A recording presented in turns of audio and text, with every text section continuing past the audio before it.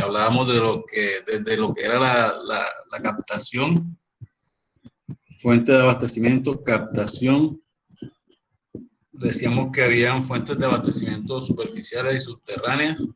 Las superficiales, dentro de las superficiales están los lagos, ríos, lagunas. Dentro de las fuentes de agua subterránea están los acuíferos o algunos manantiales. Luego, había que buscar la forma de tomar ese agua, es decir, de captarla. Entonces, tenemos diferentes tipos de captaciones dependiendo de cómo fuera esa fuente de abastecimiento. Entonces, si era una fuente de abastecimiento superficial, decíamos que se conocía con el nombre de bocatoma a esa captación de agua superficial. Luego, decíamos también que habían varios tipos de captaciones de agua superficial, de bocatomas. Entonces había bocatomas laterales, bocatomas de fondo, bocatoma lateral por gravedad, y habían otro tipo de bocatomas, de las cuales de una de ellas hicimos un ejemplo, que fue la bocatoma de fondo. Para las captaciones de agua subterránea, habían pozos, de los cuales también, dependiendo de su profundidad y dependiendo de su método constructivo, también habían varias clasificaciones. Pozos profundos, pozos artesanos, pozos preexcavados, pozos hechos con rotación y percusión. Entonces, habían diferentes tipos de pozos y también habían unos pozos profundos, que generalmente son los que utilizamos en los sistemas de acueducto, debido a que por su profundidad generalmente podemos tener una mayor captación de los estratos de agua que tiene el acuífero. Entonces podemos captar más agua. Además, que por su profundidad también podemos decir que generalmente la calidad del agua es mejor debido a que no está en contacto con algunos contaminantes que se pueden presentar en la superficie. También dimos lo que eran las estaciones de bombeo. Había que, ese agua que captábamos, había que llevarla a algún punto, desde la fuente de abastecimiento hasta otro punto que podría ser de pronto un desarenador, podría ser un tanque de almacenamiento, y dependiendo de cómo, de mi topografía, esta podría transportarse por una aducción, ya sea por gravedad o por bombeo. Vean un momentico.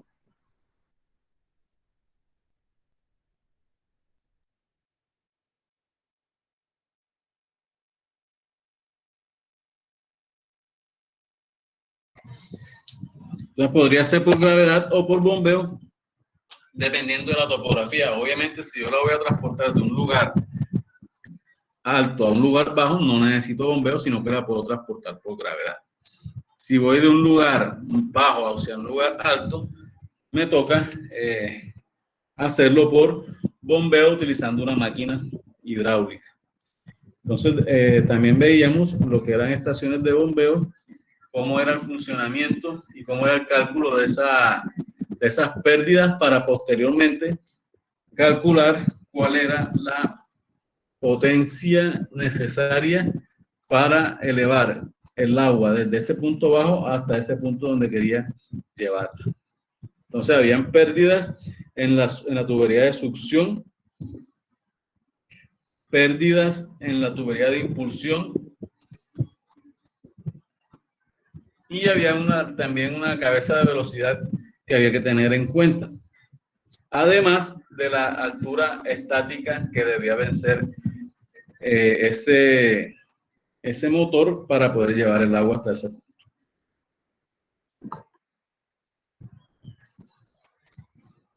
Luego, ahora en el último tema que vimos, estábamos viendo lo que era conducción, es decir, la diferencia entre aducción y conducción es que la aducción es el transporte de agua cruda y la conducción es el transporte de agua tratada. Como ya pasamos por el desarenador, entonces ya hay un tratamiento primario en el cual ya el agua que se conduce desde el desarenador hasta la planta de tratamiento, podremos decir que ya es un agua que ha tenido algún tratamiento, entonces por eso le vamos a llamar conducción. Voy a presentar la pantalla.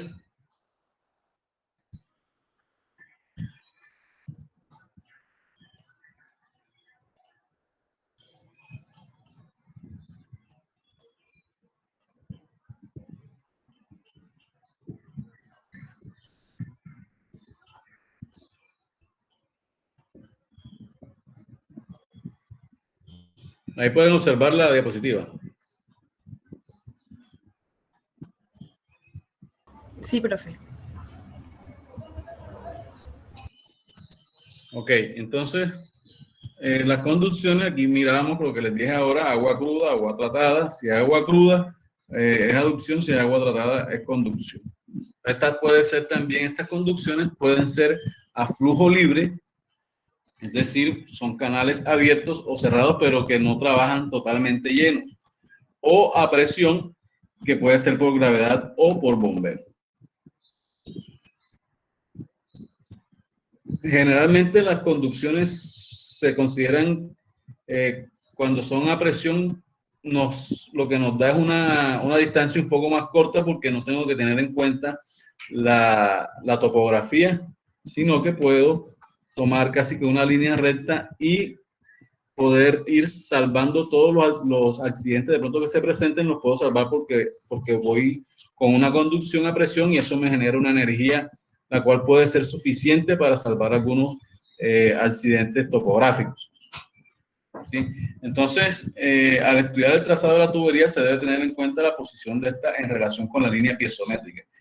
¿Quién me dice que es la línea piezométrica?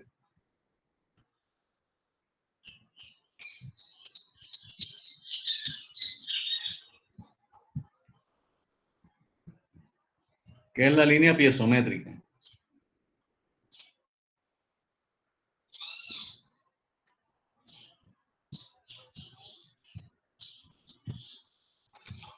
¿No saben?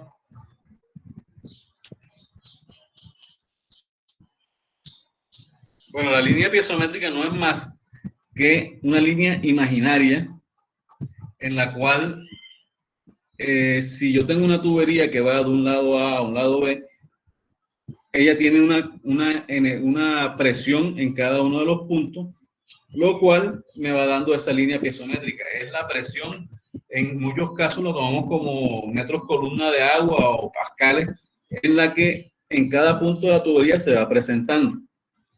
También hay una línea que es la línea de energía, que sería la línea piezométrica más la altura topográfica más la cabeza de velocidad. Esa sería la línea de energía.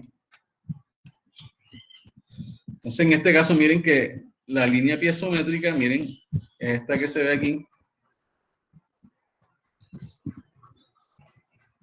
esta que se ve aquí, es la línea piezométrica.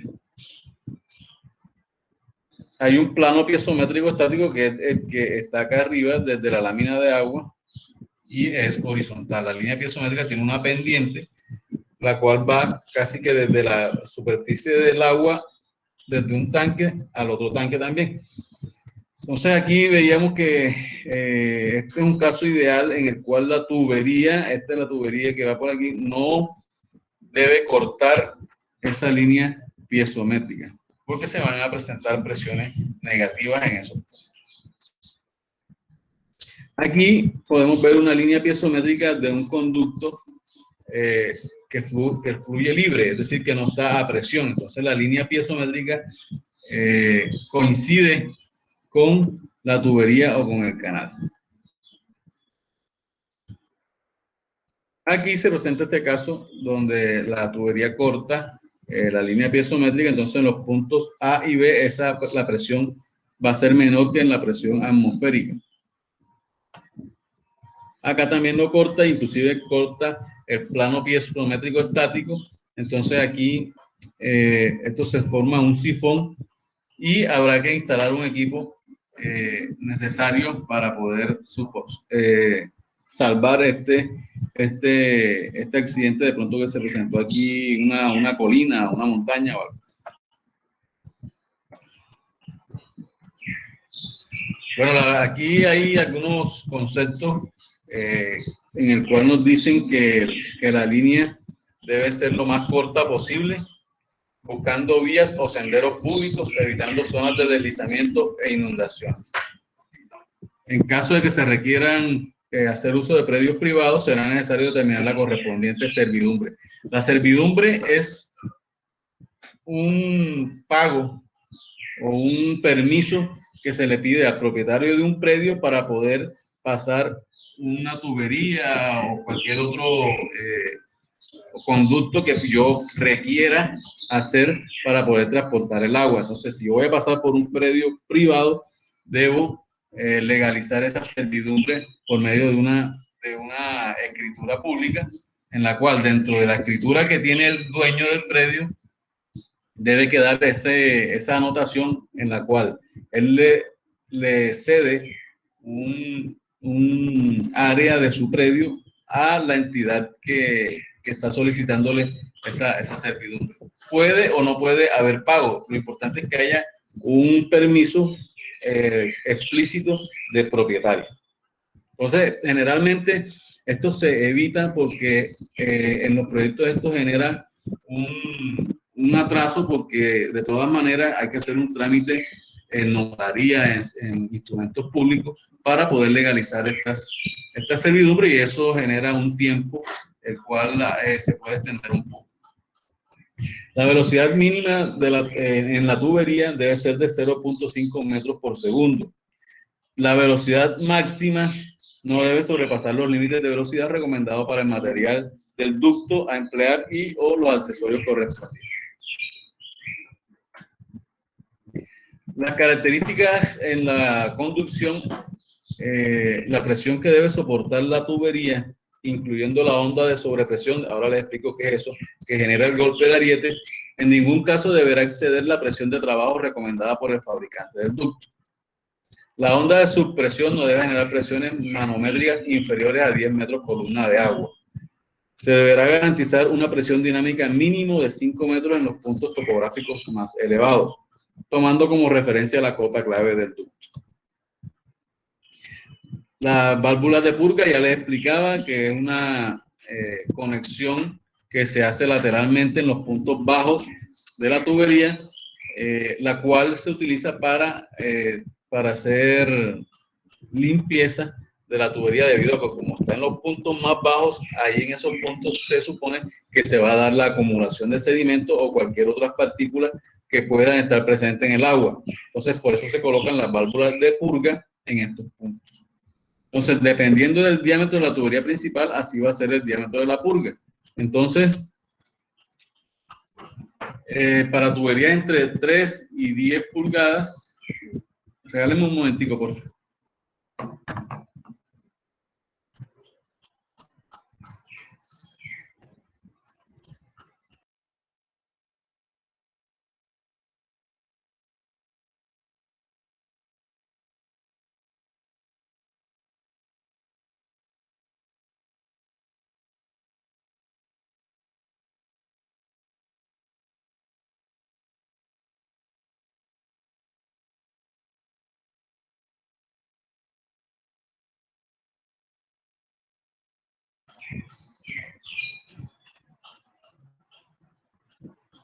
Bueno, entonces, para tuberías entre 3 y 10 pulgadas, el diámetro de la purga debe ser 2 pulgadas, entre 12 y 14, 3, y así sucesivamente, como lo muestra esta tabla. Aquí se muestra como un esquema de cómo es la instalación de esa purga. Entonces aquí tenemos la tubería principal, se le coloca una T, una derivación, aquí se hace una caja y aquí se coloca una válvula de purga o una válvula de compuerta normal. Entonces, cuando se va a hacer la limpieza, lo que se hace es abrir esta válvula para que el agua que está aquí y los sedimentos puedan salir por esa tubería. Generalmente esto va a un cuerpo de agua, o dependiendo de cómo está. Generalmente está ubicada en puntos bajos. Entonces, generalmente aquí hay un cuerpo de agua, un arroyo o algo en el cual se va a dejar que el agua escurra hacia esos puntos. Las ventosas es la parte contraria a la purga, se coloca en las partes más altas del trazado de la tubería. Su función principal es expulsar y admitir aire a la tubería. Hay algunas que son, bueno, sí, todas son de funcionamiento automático. También hay válvulas de acción simple. El diámetro mínimo para tuberías de 4 o menos de 2 pulgadas. Aquí yo les mostraba un esquema también de cómo era la instalación.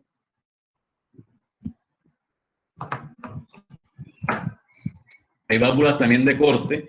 Generalmente usamos válvulas de compuerta cuando la tubería es menor de 12 pulgadas. Cuando es mayor de 12 pulgadas ya empezamos a utilizar válvulas de mariposa. Esta que está aquí a la izquierda son válvulas de compuerta y esta que está acá son válvulas de mariposa. Los materiales de las tuberías dependen qué material vamos a utilizar. El material que vayamos a utilizar depende de la capacidad que yo requiera de carga, de la vida útil, de las características del agua y sus efectos sobre la tubería, las características del suelo y relleno de la zanja, características hidráulicas, condiciones económicas del proyecto, facilidad de transporte e instalación. Hay hierro fundido. Aquí hay un problema que pronto ahora se va a entrar en el hierro fundido y en el acero al carbón. Hay unos problemas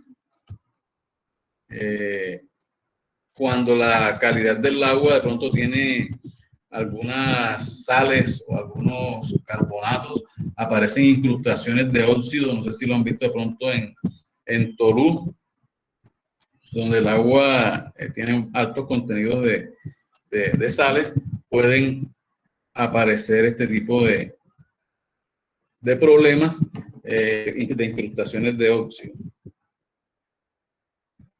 Ahora les voy a mostrar una foto precisamente que tomé este fin de semana en un corregimiento. Se las voy a compartir aquí al grupo un momentico para no mandármela.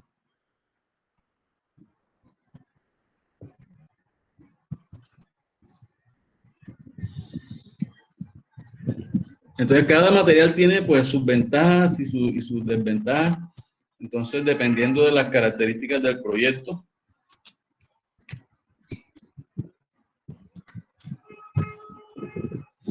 Ahí les mandé al grupo, quiero que lo miren, las dos fotos que le mandé. Esas son unas tuberías de entrada y salida de un tanque elevado. Miren cómo quedó, debido a que el agua tiene altos contenidos de cloruros. Entonces, esa tubería que está ahí es en acero al carbón y se puede observar cómo está las incrustaciones de óxido del lado afuera. Y del lado adentro, en la parte interior de la tubería, también está igual. ¿Ya las vieron?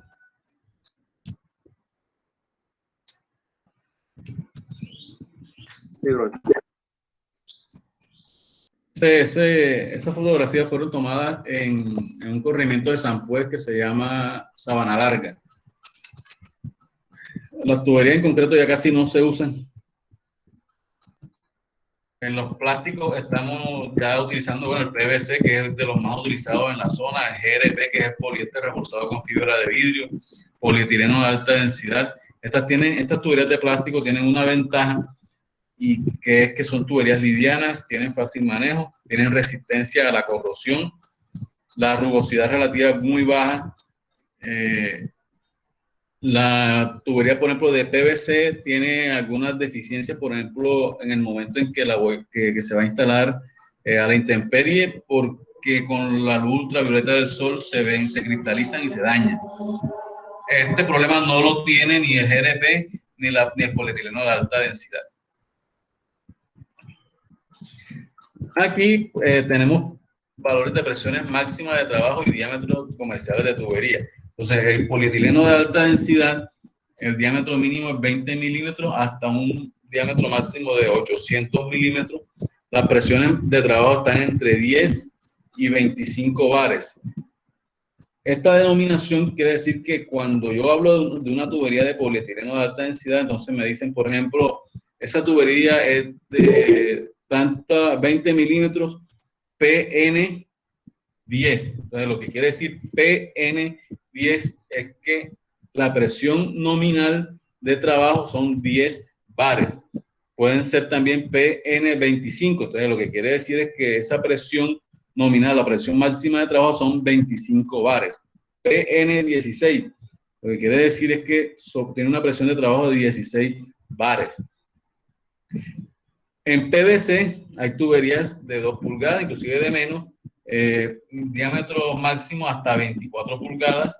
Las presiones acá se trabajan en metros columna de agua, entonces son de 70.3 hasta 221.4 metros columna de agua. Aquí se conoce, se ve también lo que es el RDE, creo que eso lo mencionaba la clase pasada, que es la relación diámetro-espesor. Entonces, vamos a ver algo aquí antes de seguir para que ustedes miren. Por ejemplo, esta tubería que está aquí es RD21. Miren que dice presión de trabajo a 23 grados centígrados, 200 psi o 1.38 megapascales o 14.06 kilogramos por centímetro cuadrado, que son más o menos 140 metros columna de agua. Miren, quiero que hagan la operación para saber cuál es la relación diámetro-espesor. Lo que hacemos es, el diámetro es 60.32 milímetros, lo dividimos entre el espesor de la pared. ¿Cuánto da 60.32 entre 2.87?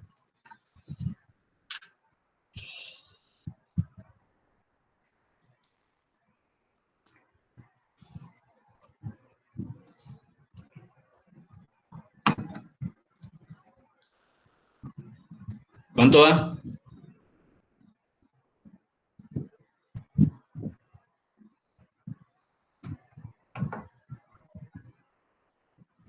$21,017. ¿Cuánto? 21,017. Bueno, entonces miren que eso da más o menos el RD21. ¿Ya?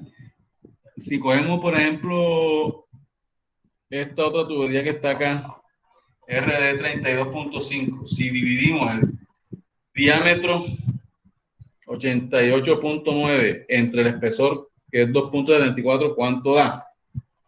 88.9 entre 32.44, entonces más o menos da los 30, este es un RD 32.5.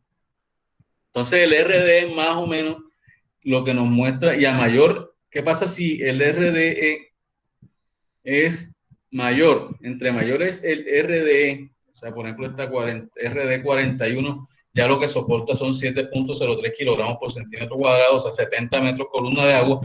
Quiere decir que a mayor relación diámetro-espesor, menor va a ser la presión de trabajo. ¿Está claro eso?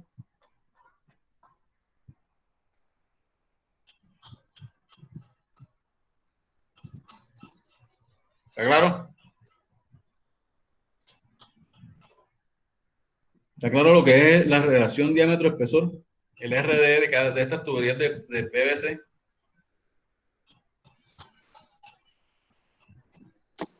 ¿Puede repetir, profe? Por favor.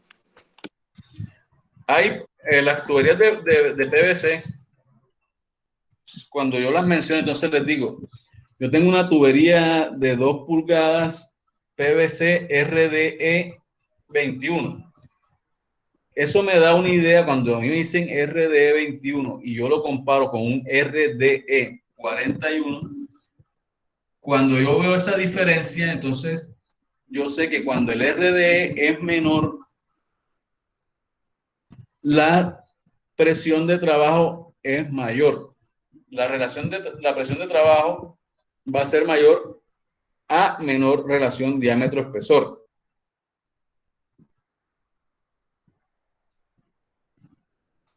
¿Cierto? Entonces, aquí lo vemos. Este es un RD21 y su presión de trabajo es 14.06 kilogramos por centímetro cuadrado. ¿De dónde sale ese 21? De dividir el diámetro exterior entre el espesor de la pared. Si yo miro la RDE 41 Entonces me dicen que tiene una presión de trabajo de 7.03 kilogramos por centímetro cuadrado, es decir, mucho menor que casi la mitad de lo que es el RDE21. Entonces, cuando a mí me mencionen o me digan el RDE, a mayor RDE, menor resistencia o menor presión de trabajo es la que puede soportar la tubería. Y también encontramos las tuberías en hierro dúctil, que están desde diámetros desde 100 milímetros, es decir, 4 pulgadas, hasta 1600 milímetros. ¿Sí? Aquí también se mide en bares. Entonces, acá en la de hierro dúctil, cuando me dicen, no, yo tengo una tubería de tantas pulgadas o de tantos milímetros de hierro dúctil C25 o C40 o C30, entonces lo que me dicen es que la presión de trabajo, ese C lo que significa la clase, entonces clase 25 lo que quiere decir es que la presión máxima de trabajo son 25 bares. Si es C40, quiere decir que la presión máxima de trabajo son 40 bares. Entonces, como pueden observar, estas tuberías de hierro dúctil tienen unas presiones, soportan o tienen unas presiones máximas de trabajo mucho mayor que una de PVC o una de polietileno. Miren que la de polietileno, las presiones máximas están en 25 bares y las de hierro dúctil están en 40 bares. Entonces, quiere decir que estas tuberías de hierro son muy útiles cuando yo tengo grandes o altas presiones que soportar. Entonces, a veces sale mejor comprar una tubería de hierro dúctil porque me funciona para este tipo de presiones altas que estoy manejando. Cuando la presión en un punto determinado del trazado sobrepasa la presión máxima de trabajo, se pueden dar soluciones. Entonces, una sería cambiar el alineamiento de la tubería y otra es cambiar la clase o el material de la tubería. Entonces, me están dando presiones mayores de 25 bares. ¿Qué tengo que hacer? Hombre, yo voy a usar entonces, en vez de polietileno o de PVC, debo usar una tubería de hierro dúctil para poder soportar esas presiones de trabajo.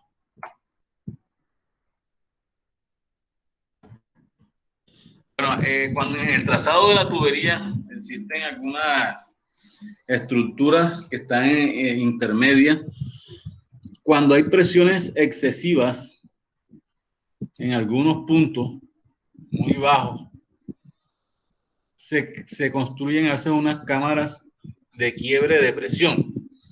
Entonces lo que se hace ahí es que hago un tanque, el cual como tiene una superficie libre y está abierto a la atmósfera, lo que hace es que esa presión excesiva pasa abruptamente de una presión manométrica grande, pasa otra vez a la presión atmosférica. ¿Sí? Entonces la cámara de quiebre no es más que un tanque en el cual hay una entrada y una salida. Lo único que hace esa cámara de quiebre, como su nombre lo indica, es quebrar la presión y la pasa automáticamente a la presión atmosférica. ¿Cuáles son los periodos y los caudales de diseño de las tuberías de conducción? Eso ya lo habíamos visto. Entonces nos dicen que la tubería de conducción se diseña con el caudal máximo diario, siempre que haya almacenamiento. Si no tengo almacenamiento, entonces se debe diseñar con el caudal máximo horario. Y el periodo de diseño ya sabemos que mínimo son 25 años.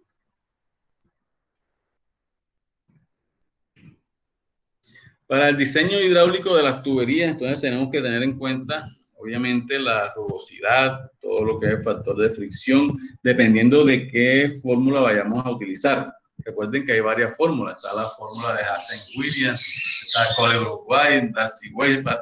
Hay varias fórmulas las cuales se pueden utilizar.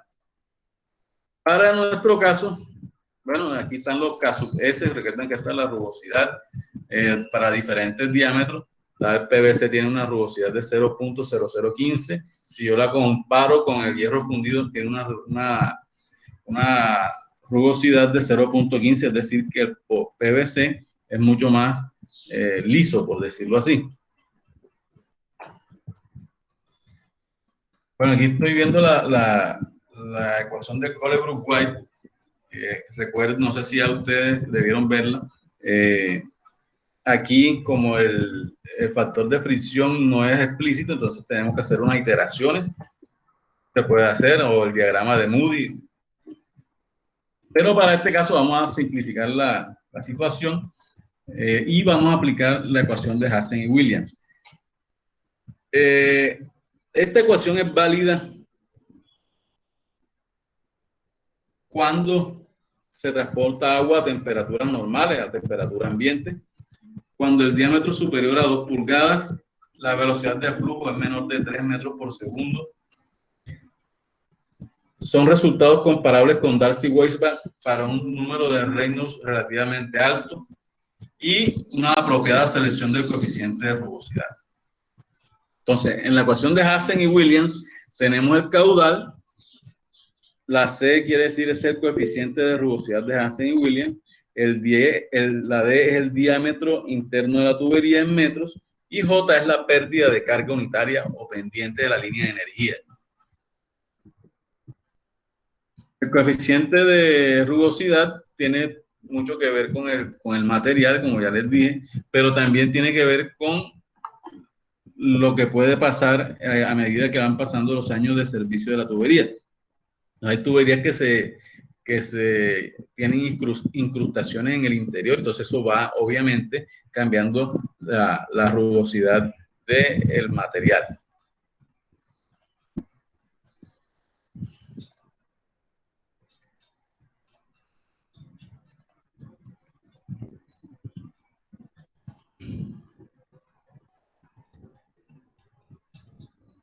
Aquí se pueden ver también los coeficientes de Hansen y Williams, dependiendo del material.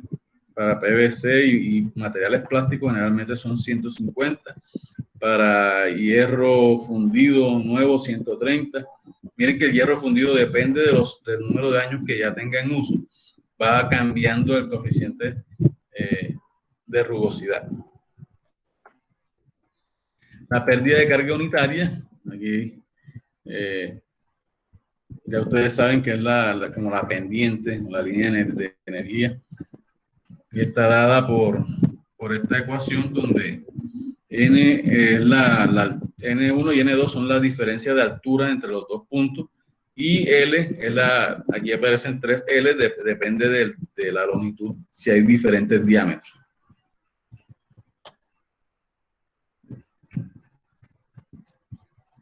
Las pérdidas de carga localizada no son más que las que corresponden a las pérdidas ocasionadas por accesorios, por entradas, salidas, válvulas, codos,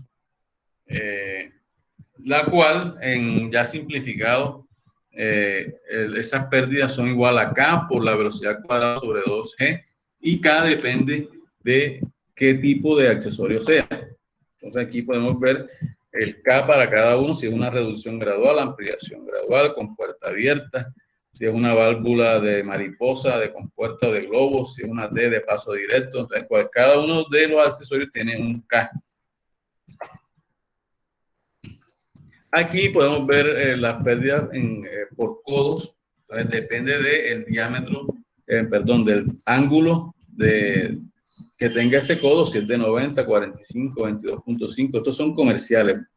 Los codos los fabricantes los hacen de 90, 45, 22.5 o 11.25 grados.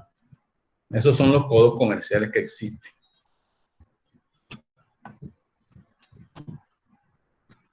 Les decía que las velocidades mínimas y máximas 0.5, a veces se restringe la máxima a 6 metros por segundo. El diámetro mínimo son 2 pulgadas. Aquí hay algo que es importante, y es que cuando yo tengo un cambio de dirección en la conducción, se me presentan unos esfuerzos debido a ese cambio de dirección. Debido a ese cambio de dirección se me presentan unos esfuerzos y está dado por un empuje que está dado por esta fórmula, que depende del peso específico del agua, depende de la altura de la columna de agua, es decir, de la presión, el área de la sección del tubo y el ángulo que me está dando ese accesorio en el alineamiento. Para eso se construyen unos anclajes, generalmente los hacemos en concreto para evitar el desplazamiento. ¿Sí? Una compañera está pidiendo acceso.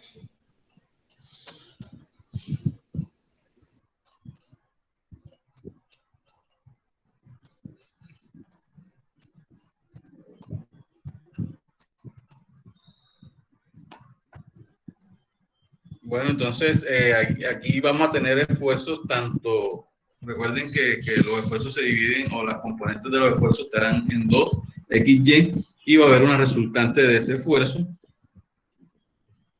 y está dado por esta fórmula.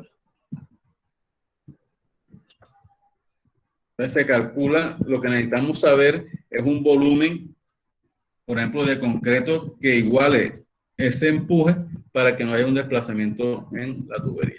Aquí se puede, en el libro tienen la fórmula, y también depende del coeficiente de fricción del concreto sobre el suelo. Entonces, esto depende de qué tipo de material, si es una arcilla húmeda, si es una arcilla seca, si es una arena arcillosa, si es una arena sin limo ni arcilla, o si es una grava. Aquí se puede ver cómo se hacen esos anclajes. Entonces, generalmente se hacen de esta forma. Si lo vemos en planta, y si lo vemos en corte, será de esta forma. Aquí lo importante es que este anclaje no me interfiera con las uniones. En caso de que yo tenga que de pronto reemplazar este accesorio, no tenga problemas.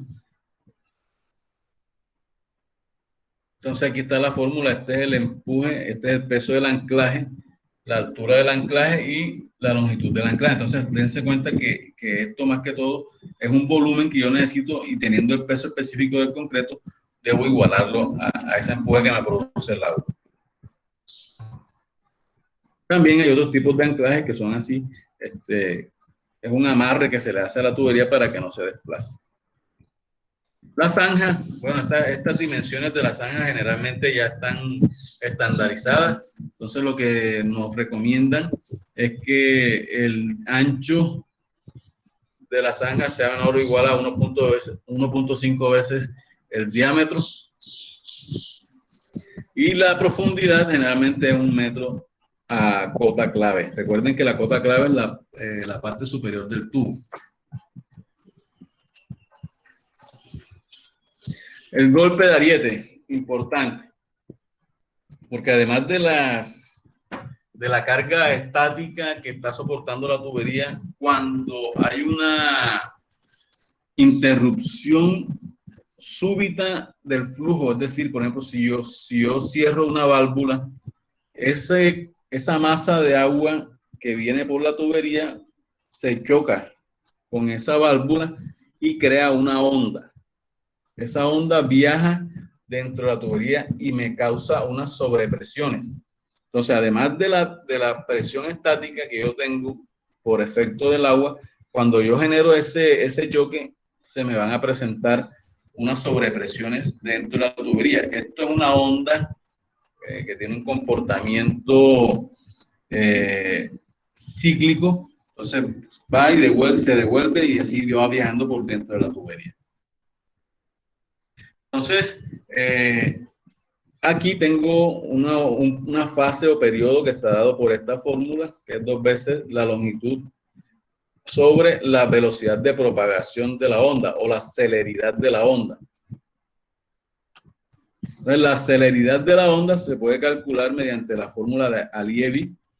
Entonces, la celeridad de la onda en metros por segundo es 1900 sobre raíz cuadrada de 48.3 más K. Entonces ese K ya me lo define el tipo de tubería, por el diámetro del tubo en metros sobre el espesor de la pared del tubo. Eso me da la celeridad de la onda. Entonces yo debo calcular, por ejemplo, si yo tengo válvulas, debo calcular cuál es el tiempo de cierre para evitar que se me presente el fenómeno del golpe de ariete. Entonces, aquí la sobrepresión está dada por C, que recuerden que es la celeridad de la onda por la velocidad sobre la gravedad. ¿Qué se puede hacer? ¿Qué medidas hay contra el golpe de ariete? Hay varias, limitar las velocidades. Entonces, a menor velocidad, menos probabilidades hay de que se me presente el golpe de ariete. Cerrar lentamente las válvulas mediante la colocación de un volante de gran diámetro. Es decir, entre más grande sea la rueda de manejo con que yo cierro la válvula, obviamente lo voy a cerrar más lento. Emplear válvulas contra golpe de ariete, aumentar el espesor de la pared del tubo o construir pozos de oscilación o cámaras de aire comprimido. Bueno, tenemos un ejemplo en el libro en el cual nos dan un caudal de diseño de 13 litros por segundo, lo cual corresponde a 0.013 metros cúbicos por segundo. Me dicen que la tubería en asbesto cemento, eso lo podríamos reemplazar por cualquier tubería y pues vamos a tener diferentes resultados. Para asbesto cemento, el C, o sea, el coeficiente de fricción es de 140, clase de tubería 20, presión máxima de trabajo para ese tipo de tubería son 10 kilogramos por centímetro cuadrado, es decir, 100 metros por columna de agua. El espesor de la pared de la tubería es 9.5 milímetros. Me dicen que la cota de salida del desarenador es 98.86 y la cota de entrada a la caseta de cloración es de 55.2. La longitud horizontal de la conducción son 2.150 metros y la longitud real de la conducción es 1% adicional, o sea, 2.171.5 metros. Aquí podemos ver un corte, un perfil de la tubería que va del desarenador hasta la caseta de cloración. Esto que está encerrado acá son los accesorios. Tenemos un codo de 11.25 grados, una válvula de control, un codo de 11.25, una válvula de purga.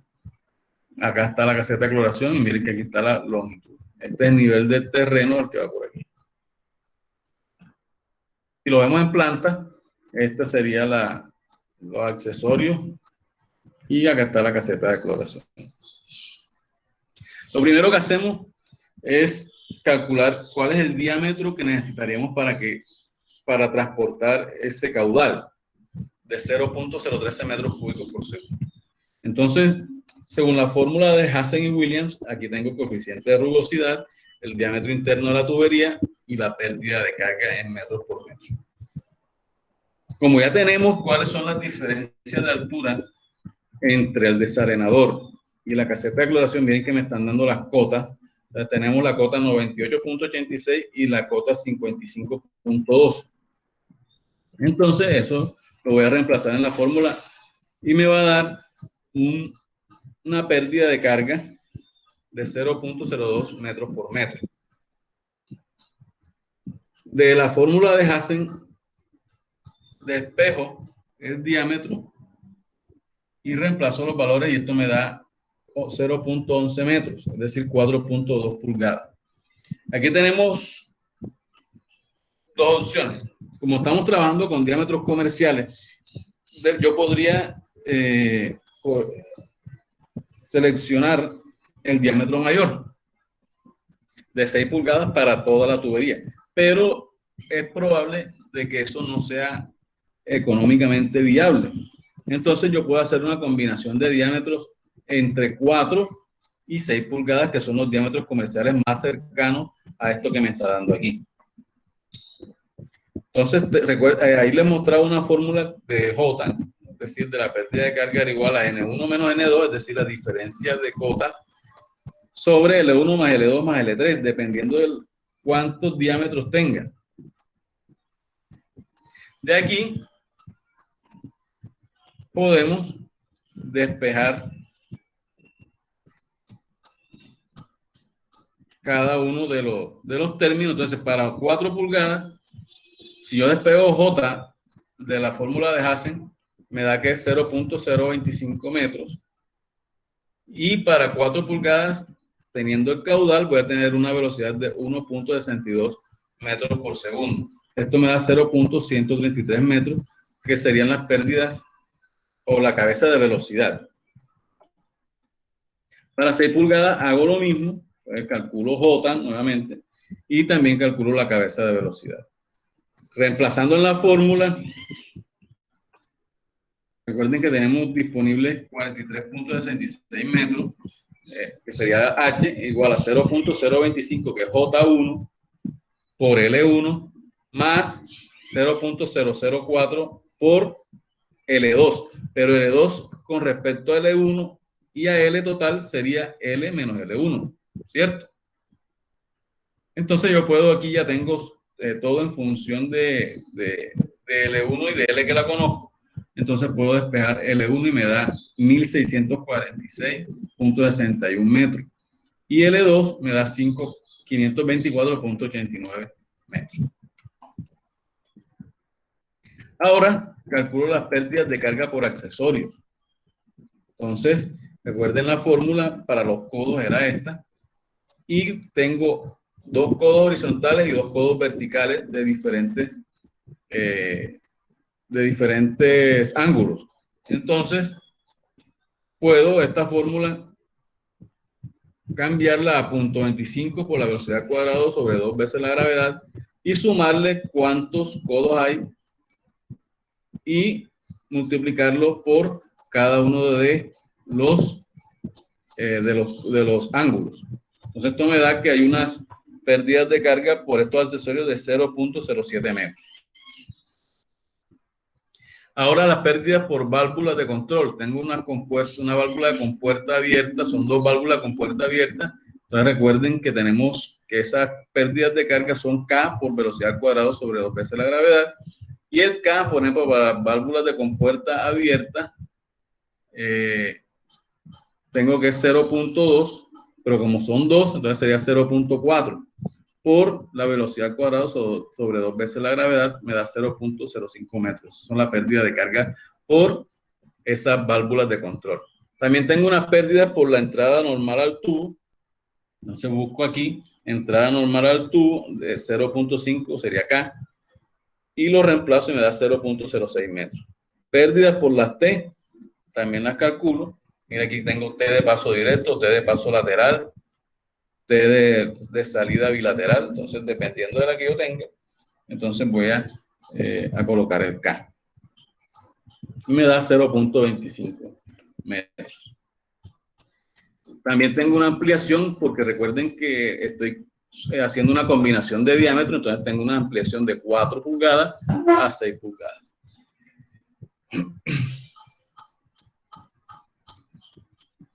Las pérdidas por la salida de la tubería, entonces las pérdidas totales me dan 0.51 metros, es decir, 51 centímetros de pérdidas. Ahora, con esos nuevos datos, miren que aquí estoy ya agregándole el 0.51 metros. Entonces ya calculo nuevamente, hago una redistribución de mis diámetros. Entonces ya me da que L1 es 1623.15 y L2 es 548.35. El golpe de ariete. Para la tubería de 4 pulgadas, entonces la válvula está en la cota 76.5 y la distancia de la válvula de serenador son 1000 metros. Entonces calculo la celeridad de la onda con la fórmula. Entonces, K es igual a 4.4 según la tabla y calculo la celeridad de la onda, la cual me da 1013.82 metros por segundo. Miren que la celeridad de la onda es muy alta, o sea, son velocidades que se manejan muy altas. La fase o periodo de la tubería, entonces calculo con la fórmula 2 veces la longitud sobre la velocidad de propagación de la onda o la celeridad de la onda. Entonces esto me da 1.99 segundos. Ahora, la sobrepresión es la celeridad de la onda por la velocidad a la que va el agua en esa tubería de 4 pulgadas sobre la gravedad. Eso me da 167.12 metros la sobrepresión. Entonces recuerden que al inicio del ejemplo me decían que ¿cuánto era la presión de trabajo de la tubería de esa clase de tubería 20? Eran 100 metros. Y solamente la sobrepresión por el golpe de ariete me está dando 167.12 metros. Es decir, que está sobrepasando la presión de trabajo de la tubería de asbesto cemento. Entonces, para evitar el golpe de ariete, cuando yo cierre la válvula, entonces tengo que calcular cuál es el tiempo de cierre. Y eso va a ser 2 por L por B sobre la gravedad por la altura o la carga o la sobrepresión admisible. Entonces, ¿cuánto es la sobrepresión admisible? Tengo que restarle la capacidad de trabajo de la tubería menos las pérdidas por accesorio. Entonces me va a dar que esta sería la H admisible. Entonces eso me da un tiempo, que es el tiempo de cierre de la válvula para que no se me presente el golpe de ariete o no me afecte la tubería. Entonces son aproximados 5 segundos que debo tener para cerrar la válvula. Entonces este sería el perfil ya con los diámetros. Entonces acá está el desarenador, válvula, y ya aquí comienza a cambiar el diámetro de la tubería de 4 a 6 pulgadas. ¿Ok? Listo, entonces, ¿alguna pregunta al respecto?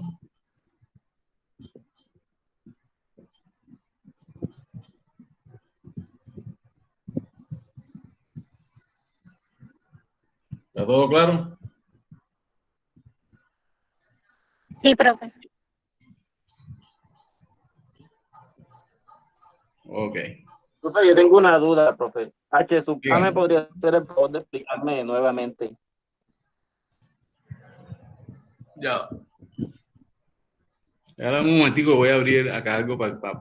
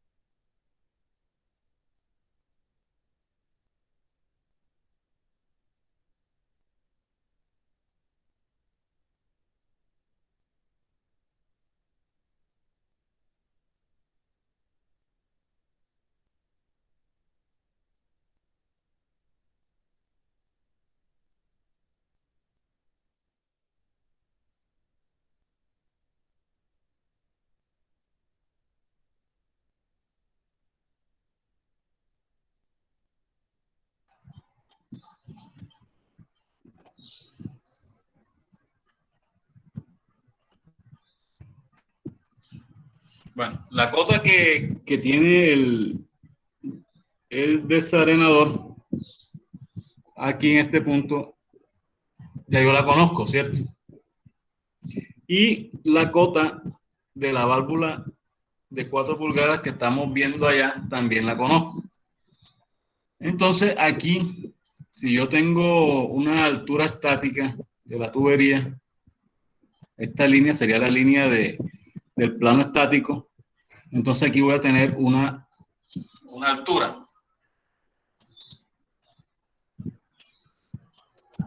¿Sí?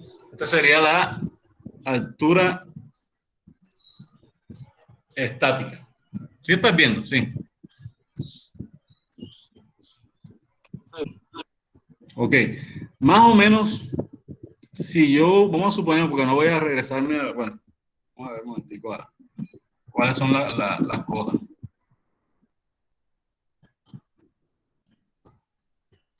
Entonces mira que aquí está mejor.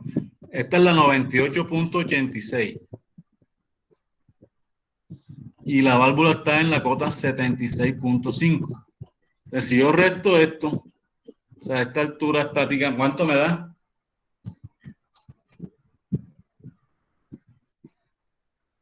(98.86 menos 76.5).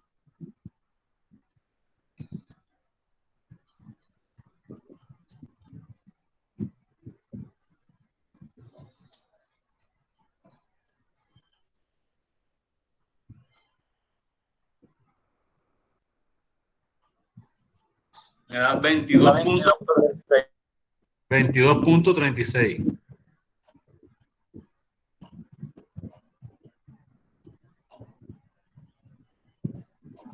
Listo. Entonces ya esto es una altura estática que está soportando la tubería en este punto. Y me dicen que la presión de trabajo para esa tubería es de 100 metros columna de agua. Entonces, si ya yo tengo una presión de 22.36, ¿cuánto me queda de presión admisible para esa tubería?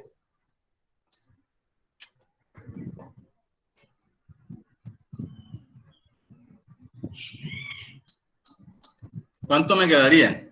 Si yo tengo que este es 100 metros columna. 77.64.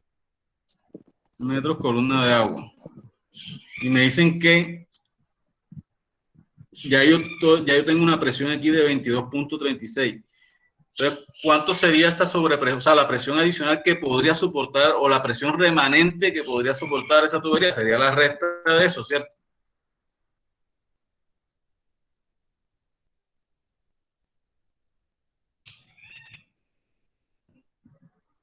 Me da 77.64, ¿cierto?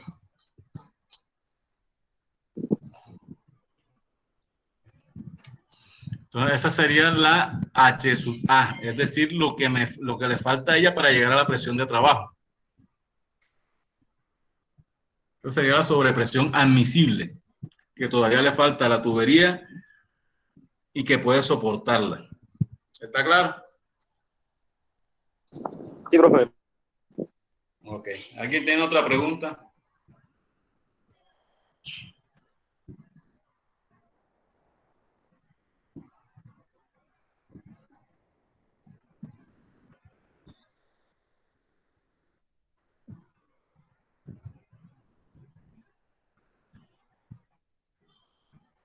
Ok. Bueno, entonces continuamos la próxima clase con algo de cloración. Y vamos a ver si vemos también ya algo de almacenamiento. ¿Ok? Listo, profesor. Bueno, que tengan un feliz día. Hasta luego. Dale, igual.